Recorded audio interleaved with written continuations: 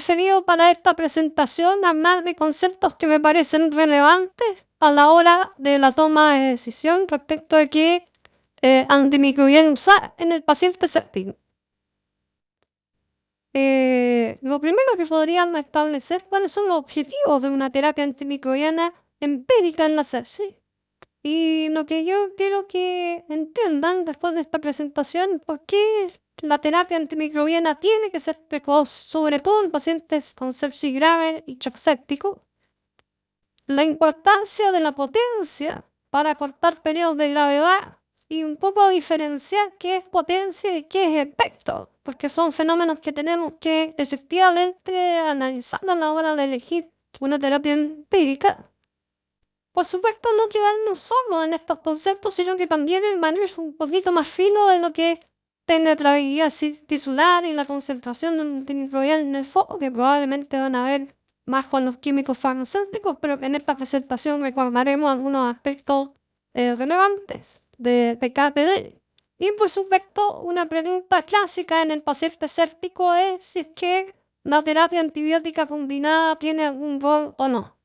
Como ya les establecí, los manejos específicos respecto a algunas terapias van a ir siendo vistas en cada una de las presentaciones que ustedes tienen a lo largo de este curso. Lo primero que tenemos que establecer es que el avance de la medicina ha significado que los médicos de ahora, los médicos de estos tiempos, se estén, en definitiva, teniendo que enfrentar a pacientes cada vez con fenómenos más complejos como son patologías añosas en el caso de los adultos o neonatos cada vez con menos peso al nacer o con mucho menos meses de generación a nivel o de crecimiento intrauterino. Por lo tanto, efectivamente, estamos en acceso a población que es diversa desde el punto de vista de edad. Cada vez hemos inventado más dispositivos que catéteres venosos, sondas Foley, algunos devices de tipo un check cardíaco, etcétera, etcétera. Y evidentemente, si bien esto ha significado sobrevida para estos grupos que antaño tenían una mortalidad, también para efectos de esta población, evidentemente hay un mayor índice de pacientes que se infectan y que son sometidos a tratamientos sólidos, los inmunosuprimidos en general. Evidentemente estos pacientes cumplen esos criterios, implican que son ingresados a los servicios hospitalarios mucho más frecuentemente y además cuando ingresan habitualmente tienen que prolongar su estabilidad. Pasan por varios ciclos de antibióticos. Esto implica mayor presión farmacológica y por supuesto esto sin duda selecciona mutantes resistentes con la alteración del nicho ecológico correspondiente. Por lo tanto, si bien la medicina ha avanzado, eso implica que nos enfrentamos a pacientes cada vez más complejos, cada vez con más riesgo de infección y cada vez con hospitalizaciones dificultosas de largo aliento y con ciclos antimicrobianos importantes. Esto ha sido evaluado en pacientes en HIV, pacientes trasplantados, pacientes en UTC, o sea, cualquier grupo que haga estudios está demostrando que las floras son cambiables en el tiempo y por lo tanto este es un tema que tenemos que ir adecuando a nuestros tiempos en términos de que cada médico debe saber o conocer cuál es la incidencia o la prevalencia de la microbiología bacteriana a la que está sometido su perfil de paciente o su unidad hospitalaria en la que trabaja. Por ejemplo, en esta gráfica lo que vemos es cómo efectivamente los gran negativos fueron en aumento respecto de los inicios del año 2000 hasta finales del 2010, cuando efectivamente la prevalencia de gran negativo iba en aumento. Y esto puede ir cambiando en el tiempo y por lo tanto es importante que los médicos estén claros en cuál es la microbiología en su lugar de desarrollo de su actividad clínica. Básicamente esto es lo mismo, pensando ahora en bacterias en específico, qué ha ido pasando con ellas.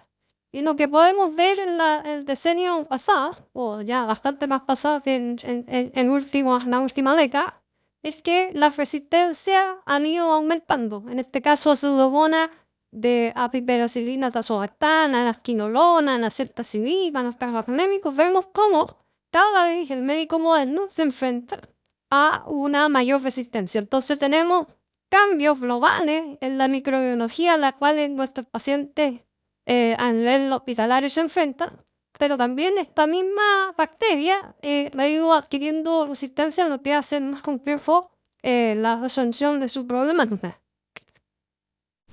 Y esto nos ha llevado a que la presión antibiótica le ponga nombre a ciertas bacterias en específico que pasan a ser problemas en la actualidad para los pacientes que desarrollan fenómenos sépticos a nivel intrahospitalario. Y ahí tenemos, por ejemplo, Notrofumona, que en algunas unidades es importante, la Cinetobacter, la Pseudomonas, como muy hospitalaria.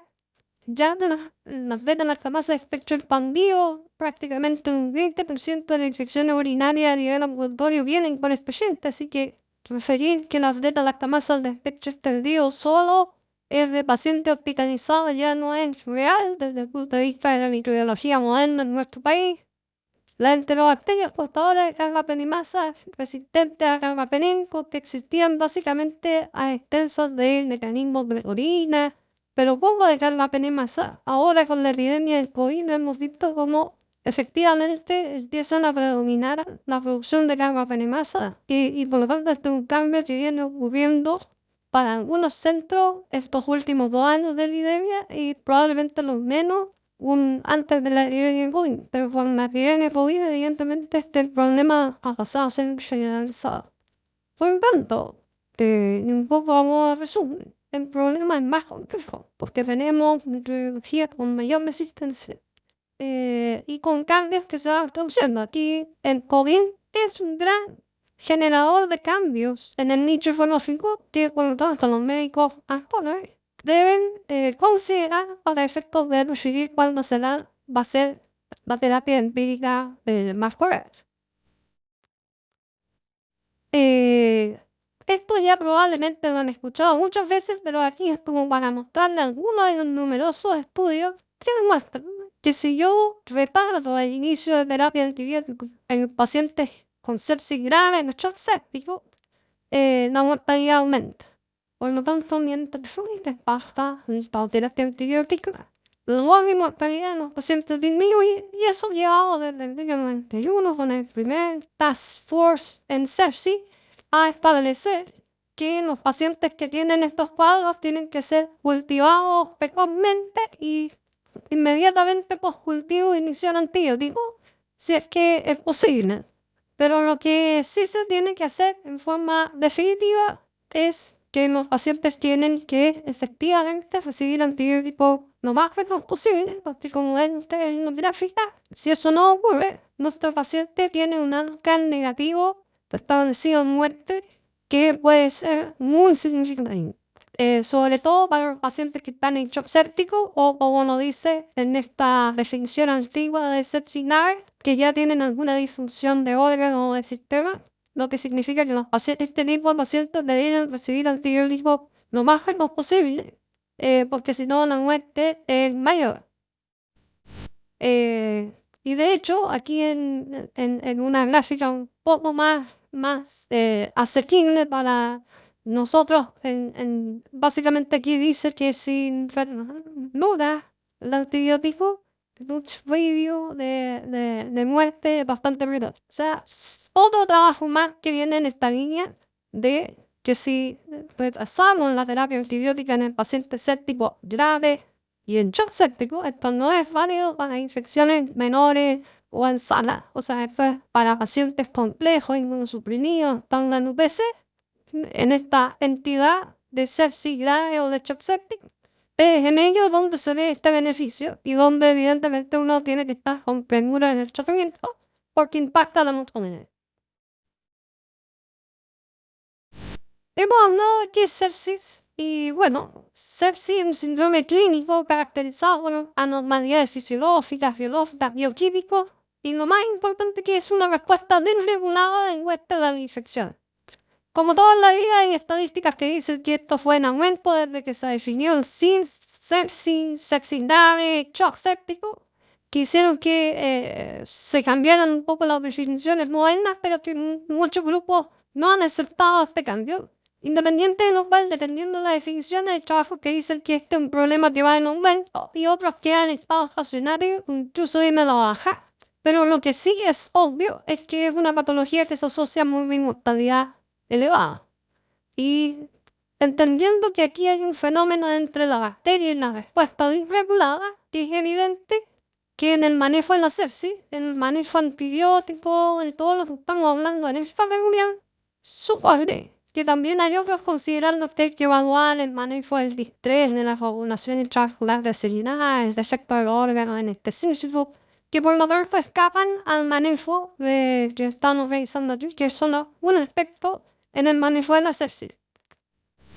Y la sepsis, evidentemente hay que entenderla como un fenómeno progresivo desde el CIS hasta el shock séptico, que básicamente dice si es que va adquiriendo o no alteraciones en los distintos sistemas. O sea, en tanto la definición de sepsis moderna tiene que ver más con esta disregulación y con un fenómeno que termina en falla de órganos y en papillomatomía.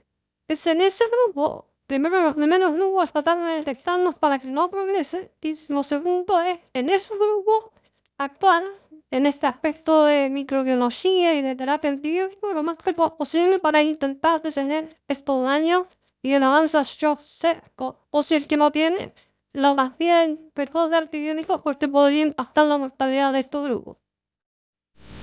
Hemos hablado un poco de las definiciones que establecía el año 91 que fueron cuestionadas en 2016 por el Task Force 3, que básicamente ya no habla de CIRS ni de sepsis grave, pero independiente de las definiciones que uno realice, lo que importa es que cuando hablamos de precocidad en el tratamiento antibiótico, un poco uno tiene que interpretarlo casi para todas las infecciones, pero donde tiene más asidero en la mortalidad en estos cuadros graves de sepsis o shock séptico, en definitiva, dependiendo de cuál de las definiciones usted estén usando. Pero lo que importa entonces es que hay que ser precoz, porque en parte de una mirada fisiopatológica hay que recordar que las bacterias tienen un crecimiento logarítmico y por lo tanto cualquier retraso implica que nos enfrentamos a un inóculo más grande. Y el inóculo de la infección evidentemente incide en los resultados como se nos demostró en numerosos trabajos que fueron presentados previamente. Y para redondear lo que dije, no perder de vista que el manejo de la sepsis, en realidad el control de la infección con antibióticos del foco es uno de los aspectos, pero no el único, y por lo tanto están mucho más en estudio. Hay mucho más manejo que hacer en un paciente séptico, y por lo tanto esta clase solo pretende hablar del aspecto del control de la infección, pero es evidente que en estos pacientes es muy relevante la estabilización hemodinámica, tratar las disfunciones orgánicas, modular la respuesta sistémica, que es un fenómeno que estábamos viendo en este fenómeno séptico viral del COVID, que se puso muy de moda, esta modulación de la respuesta sistémica, por supuesto disfunciones hormonales, con el manejo de las decisiones, etc. Por lo tanto, entender que cuando hablamos de sepsis grave implica manejar a un paciente en múltiples aspectos. Sí, por supuesto, entendiendo que para un infectólogo el control de la infección es relevante. Y parte de ese control de la infección implica activar el antibiótico lo más precoz posible en este grupo de pacientes. Cuando un paciente desarrolla sepsis, lo que aparece habitualmente es una vasodilatación adinámica, que implica que el paciente va a tener edema tercer espacio. Esto va a aumentar mucho el volumen extracelular por este capilar que se produce y por lo tanto también hay aumentos a veces intracelular y esto tiene una gran importancia porque no es lo mismo llevar el antibiótico a un tejido con edema o sin edema. Evidentemente la intervención dificulta la difusión del antibiótico a este sitio y por eso en estos pacientes, sobre todo en los con shock sépticos que están conectados a vasodilatación hemodinámica, tendemos a usar dosis alfa para efectos de que esta difusión ocurra más rápida y el tejido donde está la infección, tengamos el antibiótico en una concentración apropiada. De ahí la tendencia a usar altas dosis en estos pacientes de no mediar algo que implique que hay que reducir dosis, como disfunciones hepáticas, renales, etcétera, que tienen más que ver con la metabolización, más que con el inicial de distribución en los distintos tejidos.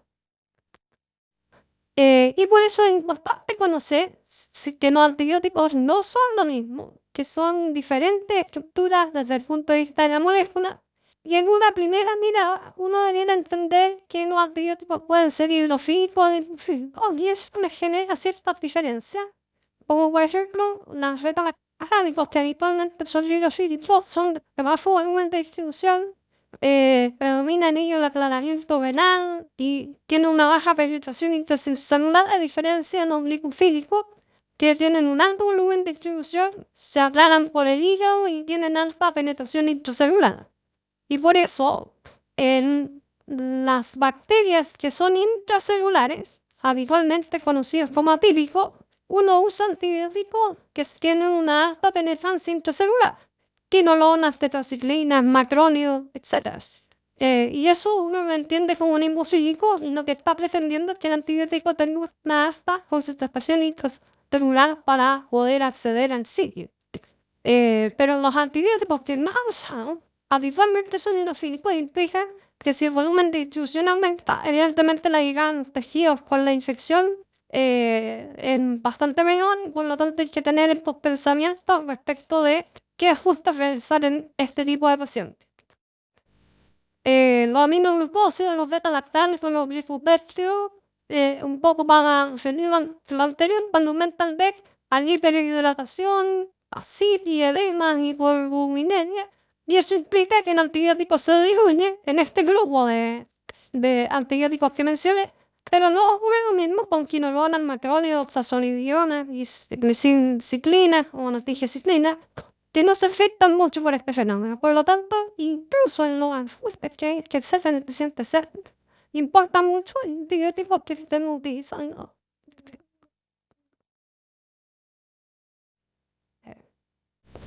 Esto es para referir que habitualmente en los pacientes sépticos los niveles tisonales pueden ser inferiores, sobre todo de los hidrofílicos, y eso implica entonces que habitualmente tenemos que subir dosis. Si está ocurriendo esta situación. La mayoría de los trabajos entonces son preferidos en relación a pacientes no con sepsis grave o shock séptico, y por lo tanto cuando uno está en esta situación tiene que ir a las tablas correspondientes para ver cuáles son las dosis más apropiadas en este grupo. Allá está estudio en esta línea y además hartas guías que uno puede ver como referencia.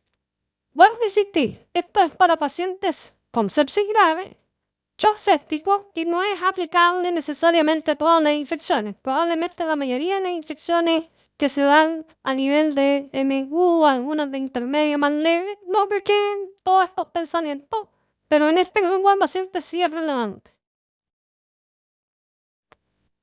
¿Qué es lo que hay que hacer cuando uno se enfrenta a un paciente infectado? Lo más importante es llegar precozmente a un nivel adecuado en el sitio de la infección.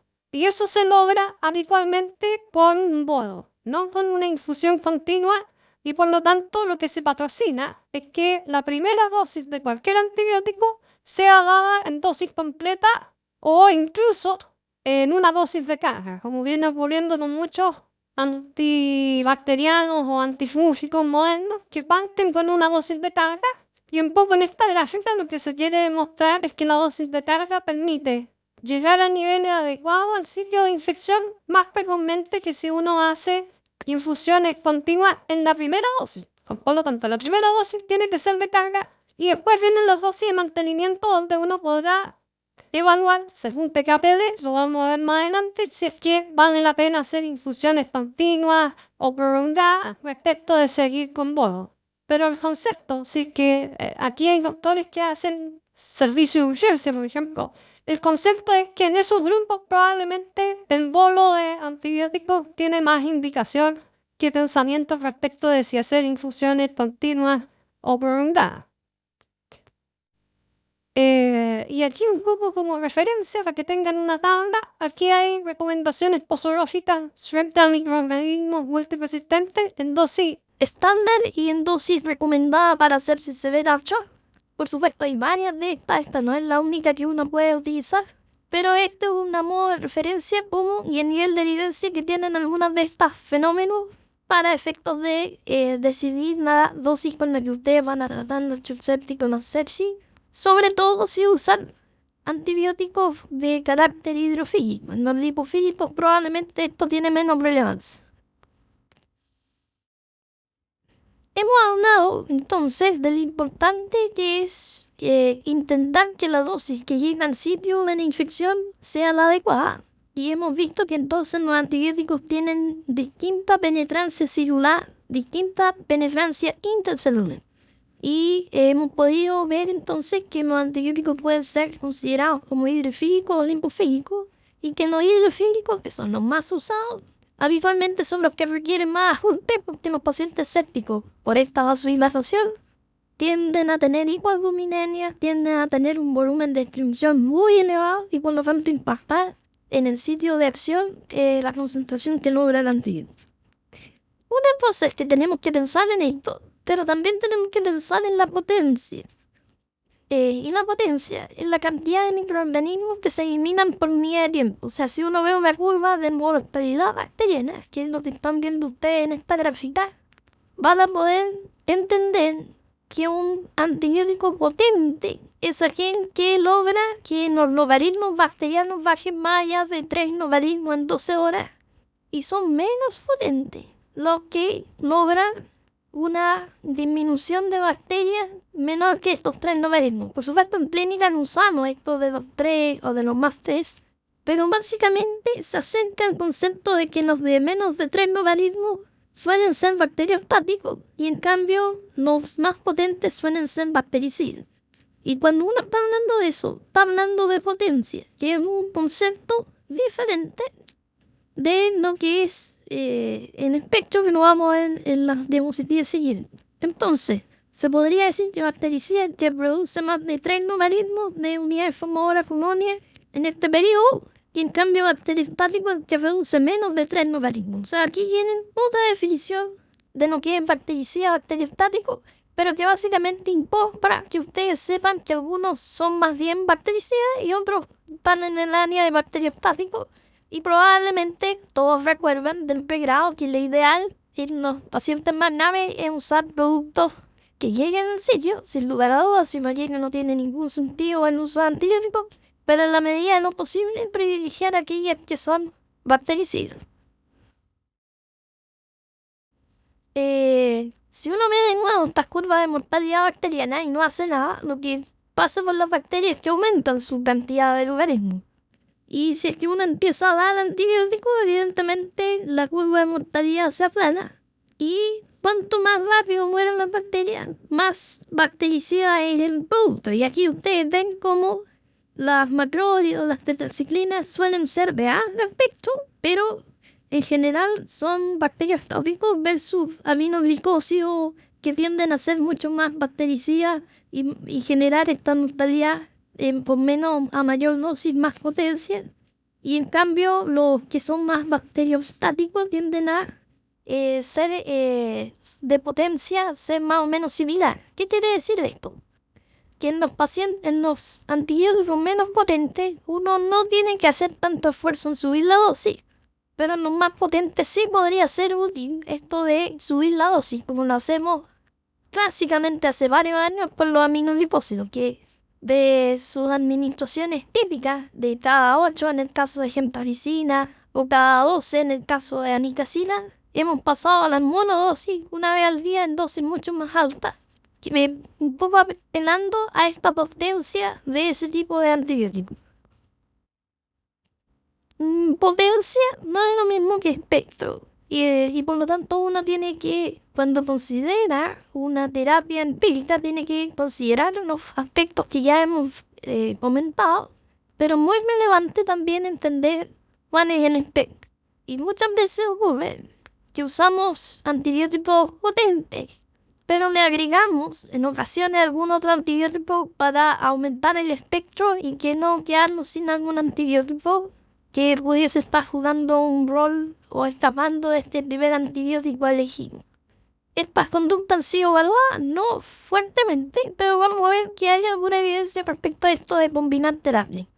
Pero si que uno pensara en la conducta habitual que se ve en muchas UCI de dejar, por ejemplo, a patología ambulatoria, un beta-lactámico como una cefalosporina de tercera generación, al cual algunos agregan un aminoglicósido. Si uno piensa, el aminoglicósido lo que está haciendo conceptualmente es ampliar el espectro. Y evidentemente, quizás, solo quizás, aumentar la potencia o la sinusitis. Son fenómenos no tan bien demostrados, pero sí aumenta el espectro. Muchas veces se usa más bien en esta seguridad del espectro. Un mismo antibiótico, dependiendo de la dosis con que se puede usar, puede llegar a seleccionar o no seleccionar mutantes. Y de ahí la importancia, y esto ya es más técnico, lo van a ver en las clases de PKPD específicas, pero en general uno podría, en teoría, usando muy bien su antibiótico, evitar la aparición de mutantes de manera tal de no generar desarrollo de resistencia si que uno usa el antibiótico a concentraciones inhibitorias más bajas. En ese sentido, esto es potencialmente algo que se puede usar en clínica y que está en plena investigación, aunque in vitro es que está demostrado que si uno usa el antibiótico correctamente puede llegar a evitar la aparición de estos mutantes. Los antibióticos por PKPD también se clasifican de distintas formas y en general se han visto 3 grupos de fármacos aquellos que dependen de la concentración, como los aminoglicósidos, los que dependen del tiempo, como los beta-lactámicos, y la mayoría están en el grupo de los que dependen un poco de los dos fenómenos, tanto la concentración como parte del tiempo, que son aquellos conocidos como el área bajo la curva respecto de la concentración inhibitoria mínima. Como aquí ustedes pueden referir cuáles son esos, y se ha establecido para ciertas patologías y para ciertos antibióticos un valor de este parámetro que uno tiene que buscar. Habitualmente esto se hace al lado del computador. Se calculan estos fenómenos y a veces uno puede establecer las dosis de su antibiótico por vez. Es una práctica poco extendida en nuestro país. Yo diría que no hay muchos grupos haciendo este fenómeno, pero evidentemente es una forma de optimizar el uso de antibióticos, usar el PKPD. Y lo que más se ve en la práctica clínica en Chile es que uno empíricamente también ha hecho fenómenos para mejorar este parámetro PKPD. Y es por eso que casi todos ustedes han visto que los beta-lactámicos en los UCI, después de la dosis de carga inicial, que es muy relevante que se ponga, hacemos infusiones prolongadas habitualmente de penicilinas, de cefalosporina, de los beta-lactámicos en general, que se han impuesto más bien por este concepto que no ha demostrado en los trabajos grandes que necesariamente sea más útil que el uso tradicional, pero considerando que no ofrece más riesgo, muchas UCI hemos establecido como una forma de, o al menos eso pensamos, de mejorar el accionar de nuestros productos. Finalmente, un poco vamos a conversar de por qué combinamos antimicrobianos. Y ya nos habíamos adelantado. La primera gran condición por la cual uno combina antibióticos en un tratamiento empírico probablemente es para aumentar el efecto. Por ejemplo, en infecciones polimicrobianas o si pensando que se nos puede escapar alguna porque tiene algún mecanismo de resistencia. Por ejemplo, voy a hablar de un foco urinario en el cual el equipo decide darse ceftriaxona, pero piensa que la probabilidad de beta-lactamasa es un poco más alta. A lo mejor agrega una micacina pensando en que no se le escape, dado que este cuadro parece de mayor gravedad en ese minuto. Por lo tanto, evidentemente, combinamos antimicrobianos para aumentar el espectro. Por sinergia. Sí, efectivamente hay algunos fármacos que logran sinergia. Algunas en que no está tan claro que se logre. Pero este es un tema que efectivamente a veces ocurre un poco más in vitro. para algunos fármacos está demostrado en vivo, pero la verdad no está tan claro que este objetivo sea logrado fehacientemente en pacientes en shock séptico subsístente. Y para disminuir la resistencia, efectivamente ha ocurrido, por ejemplo, en Pseudomonas, donde se ha visto en trabajos de mal diseño que a lo mejor la doble cobertura contra alguna bacteria multiresistente podría significar que aparezca menos resistencia. Pero de estas tres que hemos relatado, probablemente la que tiene más importancia es que aumentamos el espectro, mientras no conocemos todavía cuál es la microbiología de nuestro paciente. Por supuesto, esto se evalúa Lucy y se ha visto si la terapia combinada pudiese ser mejor que la monoterapia. Y esto se ha analizado con microorganismos. Y como ustedes ven, para algunas bacterias aparentemente no ha habido ningún beneficio, como Escherichia coli, Klebsiella, que no sean beta-lactamasa de espectro extendido.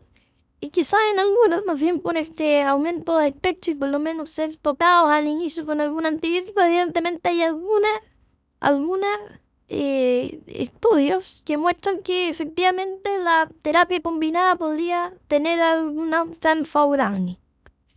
Está claro que si el paciente viene desde el nivel comunitario, no se ha demostrado muchas outcomes favorables de combinar terapia. Quizás el nanosofomial tiene más rol, y en algunos perfiles clínicos como diabetes, cirrosis, insuficiencia cardíaca, este típico inmunosuprimido moderno, que digo yo que son esos pacientes que están inmunosuprimidos pero que no estaban en este formato, evidentemente la terapia combinada tampoco ha mostrado mejores resultados.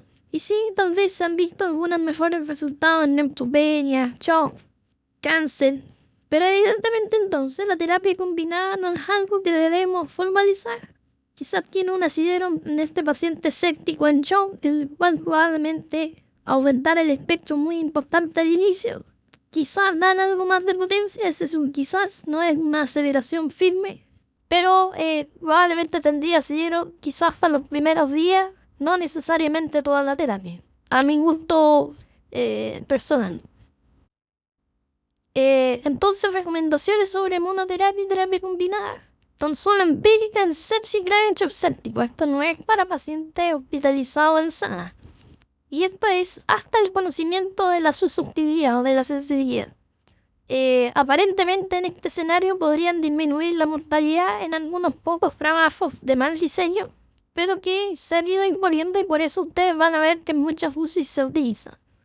Existen estudios en situaciones concretas en que se justifica este empleo, como en neutropenia, con alguna duda, por supuesto. De hecho, ustedes recuerdan estos trabajos que mostraron que monoterapia era menos tóxica que la ariterapia, pero en agentes multiresistentes quizás esta combinación tiene la gracia de ampliar el espectro.